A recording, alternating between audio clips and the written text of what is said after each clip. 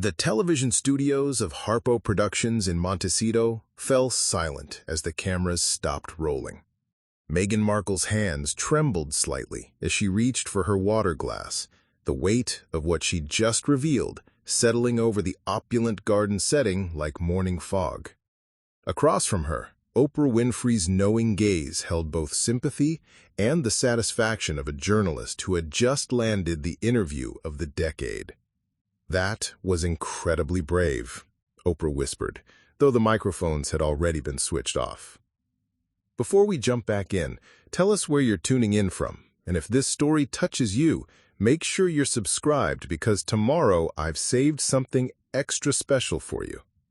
Meghan nodded, her composed exterior barely masking the emotional exhaustion underneath. She had done it. She had told her truth about the conversations regarding Archie's skin color, about the denial of mental health support, about the isolation that had driven her to thoughts of suicide. The words that had been trapped inside her for years were now captured on tape, soon to be broadcast to millions around the world. But thousands of miles away in London, another voice was preparing its response. The next morning, the Good Morning Britain studio buzzed with its usual pre-show energy, but there was something electric in the air. Piers Morgan sat at his familiar desk, coffee in hand, scanning the overnight headlines with the predatory focus of a shark sensing blood in the water. His co-hosts, Susanna Reid and Alex Beresford, exchanged glances as Piers muttered under his breath at his tablet. "Right then," Piers announced to no one in particular, his voice carrying that familiar combative edge that had made him both famous and infamous. "So, the Duchess of Montecito has decided to give us her version of events, has she?" The countdown timer hit 0. Red light. Live television. "Good morning, Britain. Well, it's been quite the night, hasn't it? The Duchess of Sussex has given what I can only describe as the most calculated, self-serving interview I've seen in 30 years of journalism." Susanna shifted uncomfortably. "Piers, perhaps we should—" No, let me finish." His hand cut through the air with finality. "Because what we witnessed last night wasn't an interview. It was a carefully choreographed character assassination of the British royal family, and I, for one, am not buying a word of it."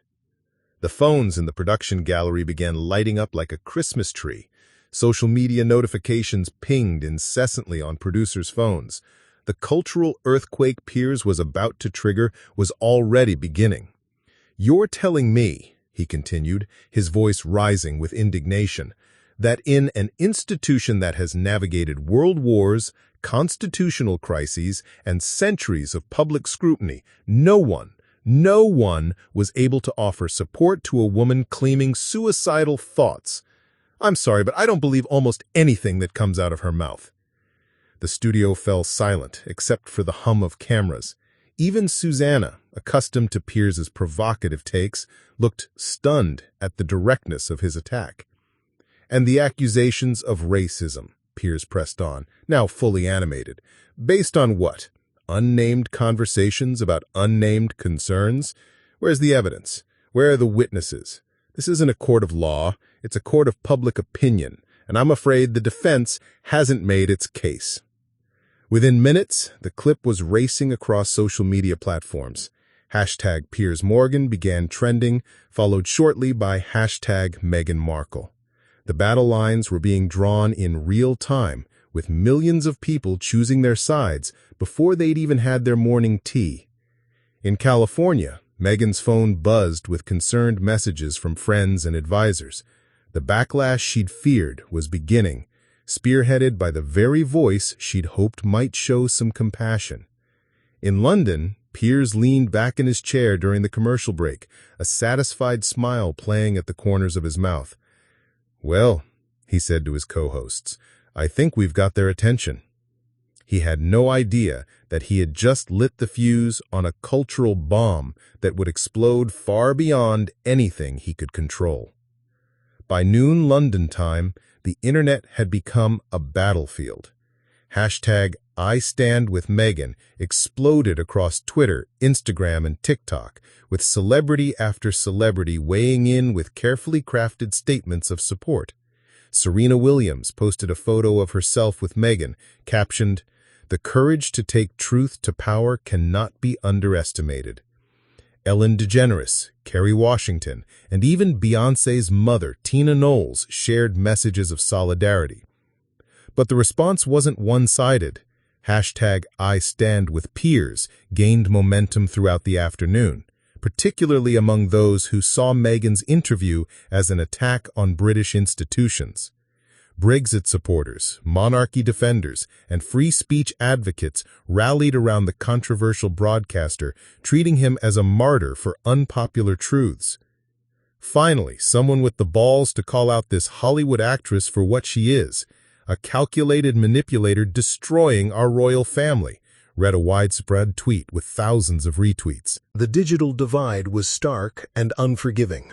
Former colleagues found themselves on opposite sides of an unexpected culture war. Families argued over lunch tables. The comment sections of news articles became toxic wastelands of accusation and counter-accusation. At ITV headquarters, the phone system was in meltdown. Complaint calls flooded in at unprecedented rates, thousands per hour, far exceeding the network's capacity to handle them. But the irony wasn't lost on the executives monitoring the situation. While complaints poured in, so did viewers. Good Morning Britain's ratings had skyrocketed to their highest levels ever.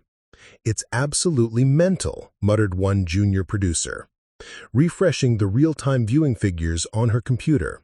"We've got 1.9 million viewers and climbing. That's double our normal numbers." In the editorial boardroom, senior producers huddled around laptops, scrolling through the endless stream of social media reactions. For every tweet calling Piers a racist bully, there was another praising him as the only honest voice in British media. The polarization was complete and intoxicating. "Look at this," said one editor, spinning her laptop around. Sharon Osbourne's defending Piers on The Talk in America, says she's known him for years and he's not racist. But then Whoopi Goldberg's gone on The View, calling his comments dangerous and irresponsible.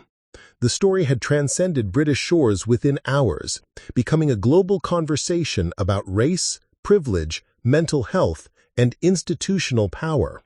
American networks led with the story on their evening news.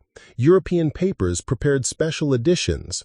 The feud between a former Good Morning Britain host and an American actress who'd married into the royal family had somehow become the most talked-about story on the planet. Meanwhile, in his Kensington home, Piers Morgan watched the chaos unfold with a mixture of satisfaction and growing unease. His phone buzzed constantly with interview requests from around the world. CNN wanted him. Fox News was calling. Even Australian television networks were reaching out. "You've really done it this time, haven't you?" his wife Celia said, shaking her head as she watched him scroll through the endless notifications. "Done what?" "Told the truth," Piers replied, but there was something in his voice, a slight defensiveness, that suggested even he was surprised by the magnitude of what he'd unleashed. The truth was, he'd expected pushback. He'd expected controversy. But this felt different. This felt bigger than him, bigger than Meghan, bigger than Good Morning Britain. This felt like he'd accidentally become the face of something much larger and more dangerous than a morning television opinion. By evening, the hashtags had evolved and multiplied. Hashtag Meghan lied battled against hashtag Believe Meghan. Hashtag Piers out competed with hashtag Free Speech Matters. The conversation had fragmented into 1,000 smaller arguments about everything from the future of the monarchy to the nature of truth itself. And in the ITV boardroom, executives were beginning to realize that their star presenter had created a problem they weren't sure they could solve. The emergency meeting convened at 6 p.m. in the glass-walled conference room on the 8th floor of ITV's London Television Centre. Through the floor-to-ceiling windows, the executives could see the Thames flowing past, indifferent to the crisis brewing within the building's walls. Kevin Ligo, ITV's director of television, sat at the head of the mahogany table, his usually calm demeanor strained by 18 hours of non-stop phone calls from advertisers, politicians, and Ofcom officials. Around him sat the network's senior leadership team, the head of news, the director of programming, the chief communications officer, and several other executives whose careers had suddenly become dependent on managing one man's opinions. "Right, let's cut to the chase." Ligo began opening the folder in front of him. The numbers first. Good news, Monday's show pulled 1.9 million viewers, our highest rating ever. Tuesday morning, we hit 2.2 million. The advertising revenue from this week alone will exceed our monthly targets. A few nods around the table, but the atmosphere remained tense. The bad news, Ligo continued, opening his folder. We've received over 41,000 complaints in 36 hours. That's more than we typically receive in an entire year. Ofcom has launched an investigation. 3 major advertisers have threatened to pull their campaigns, and I've had calls from Downing Street, the Speaker's office, and sources close to the palace, all expressing concern about our editorial stance. Sarah Fletcher, the chief communications officer, leaned forward. "It gets worse. The complaints aren't just from the UK. We're getting international pressure. The Canadian Broadcasting Corporation has issued a statement distancing itself from Piers's comments. Australian networks are reconsidering their content sharing agreements. And the social media situation is completely out of control," added James Morrison, the head of digital. He pulled up his tablet, scrolling through screenshots. Piers's personal Twitter account has gained 200,000 followers since Monday, but his mentions are 50-50 death threats and marriage proposals. Our official Good Morning Britain accounts are being brigaded. We've had to turn off comments entirely. Ligo rubbed his temples. "What's Piers's position? Have we spoken to him?" "I called him 3 times today. He's, unrepentant. Says he stands by every word. Actually used the phrase, 'hill I'm prepared to die on,' twice in our conversation. He seems to think this validates his entire approach to journalism." "Of course he does," muttered Fletcher. "This is exactly what he wanted. Maximum controversy, maximum attention. The problem is, he's not thinking about what this does to the rest of us." The room fell silent as they contemplated the impossible position they were in. Fire Piers, and they'd face accusations of bowing to pressure, abandoning free speech, and potentially lose their most recognizable presenter. Keep him, and they risked advertiser boycotts, regulatory sanctions, and being labeled as a network that promotes harmful rhetoric about mental health and race. "There's something else," Morrison said quietly. "I've been monitoring the conversation patterns online. This isn't just organic outrage anymore. We're seeing coordinated campaigns on both sides. Bot networks amplifying pro-Piers content, but also suspicious activity boosting anti-Piers hashtags. Someone's weaponizing this situation." Ligo looked up sharply. "What are you saying?" "I'm saying this might not just be about Meghan and Piers anymore. This feels like it's being manipulated by actors who want to see maximum chaos. Political groups, foreign interference, social media manipulators. They're all feeding off this story because it hits every cultural flashpoint. Race, class, nationalism, free speech, mental health. It's perfect rage fuel." The implications hung heavy in the air. What had started as a presenter expressing his opinion had become a cultural flashpoint that was being exploited by forces none of them fully understood. "So what are our options?" Ligo asked. Fletcher pulled out her notes. "Option 1. Full backing. We issue a statement supporting Piers's right to express his opinions, frame this as a free speech issue, and ride out the storm. Risk? Massive advertiser exodus, regulatory action, and potential long-term damage to the brand. Option 2? Disciplinary action. Official reprimand, forced apology, maybe suspend him for a few weeks until this blows over. Risk? Piers refuses to comply and we end up in a very public fight with our own presenter. Option 3? Fletcher hesitated. We let him go. Frame it as mutual agreement to part ways or creative differences. Risk, martyrdom narrative, accusations of censorship, and honestly, our ratings probably tank without him. Ligo stared out at the Thames, watching the evening light reflect off its surface. In 40 years in television, he'd never faced a decision quite like this. Every option felt like career suicide for someone in the room. "There's a fourth option," Morrison said quietly. "We do nothing. Let Piers keep talking, let the story run its course, and hope it burns itself out before it burns us down." "That's not an option," Fletcher shot back. "This isn't burning out. It's getting bigger every hour. International media is picking it up. Politicians are weighing in. This is becoming about much more than one presenter's opinions." Ligo's phone buzzed. He glanced down, and his face paled. That was the chairman. "He wants to see me first thing tomorrow morning, along with representatives from our biggest advertisers and a delegation from Ofcom." The room fell silent again. Everyone understood what that meant. The decision was being taken out of their hands. "Meeting adjourned," Ligo said quietly. "I want options papers on my desk by 9 a.m. tomorrow, and someone call Piers. Tell him we need to talk." As the executives filed out, each lost in their own thoughts about career implications and damage control, none of them realized that 3 floors below, Piers Morgan was already in the building, preparing for the next morning's show with the kind of manic energy that had made him famous and was about to make him unemployable. The collision course was set, and there was no stopping it now.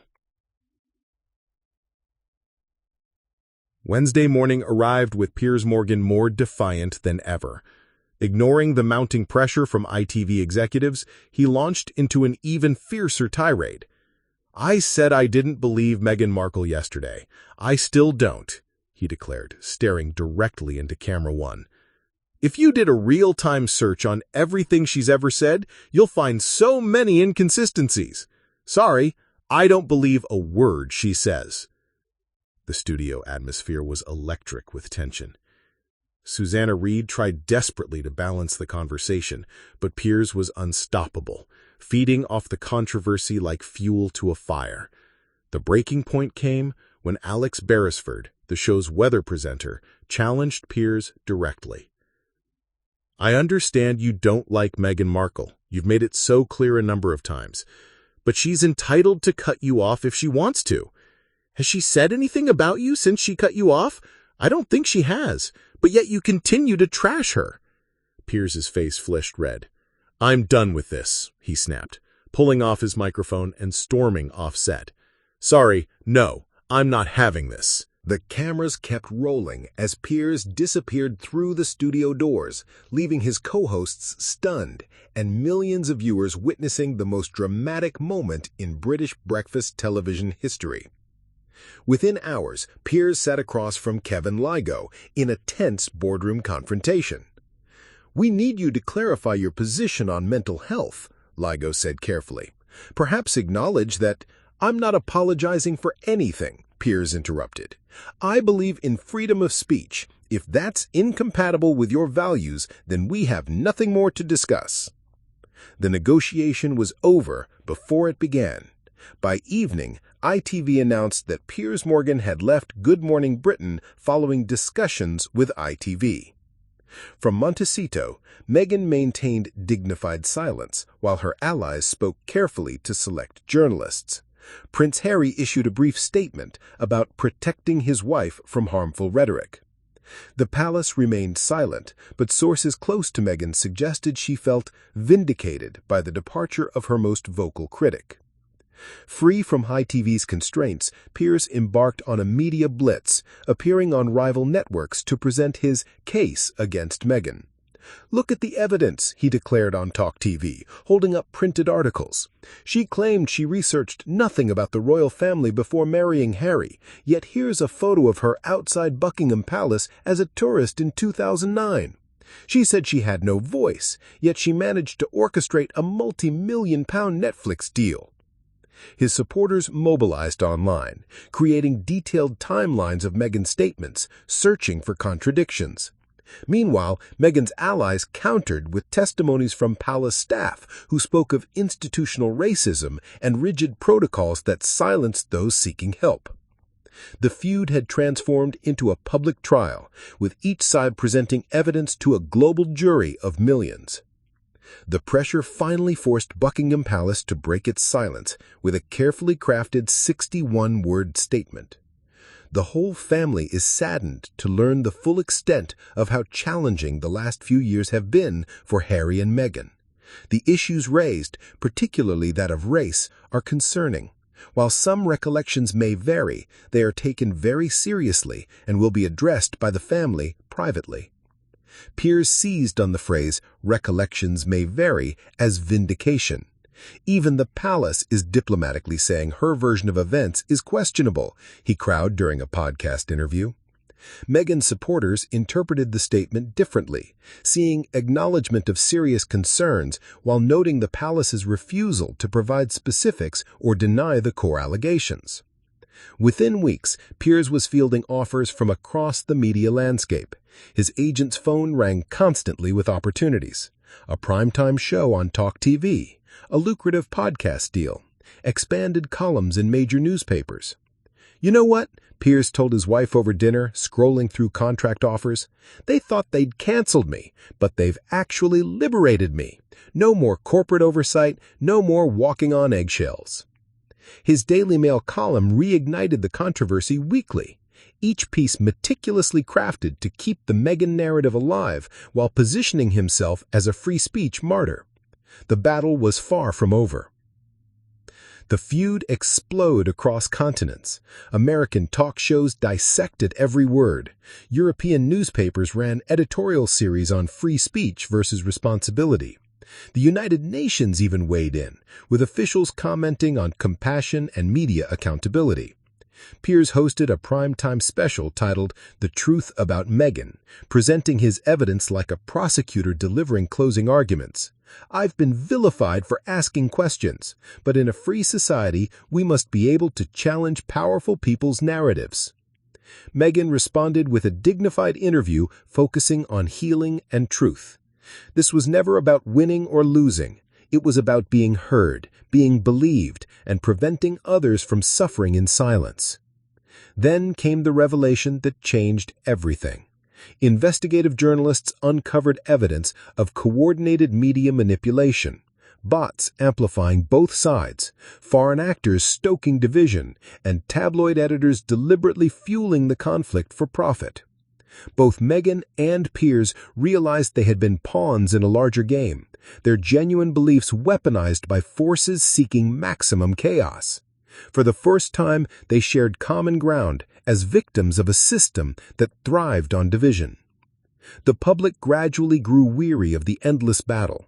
Social media moved on to new controversies, but the scars remained. Piers thrived in his new role as an unfiltered commentator, his audience loyal and growing. Yet quiet moments revealed the cost. Friendships lost, professional relationships strained, a reputation forever tied to this single conflict. Meghan continued her advocacy work, her voice stronger but forever marked by the scrutiny. She had achieved her goal of speaking her truth, but the price was a lifetime of skeptics questioning every word.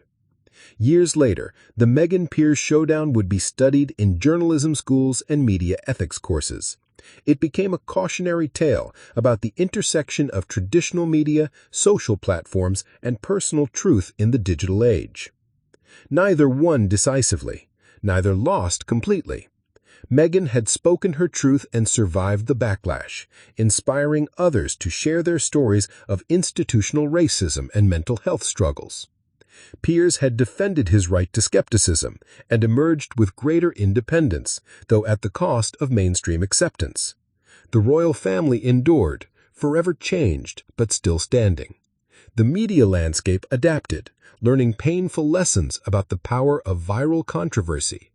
In the end, the real winner was the conversation itself, messy, painful, but necessary. It forced Britain to confront uncomfortable questions about race, privilege, mental health, and the price of truth in the modern era. The battle was over. The reckoning had just begun. Up next, we have 2 more incredible stories that are waiting for you. Just click the image you want to watch, and it will take you there. If you enjoyed this video, make sure to subscribe. It would mean a lot.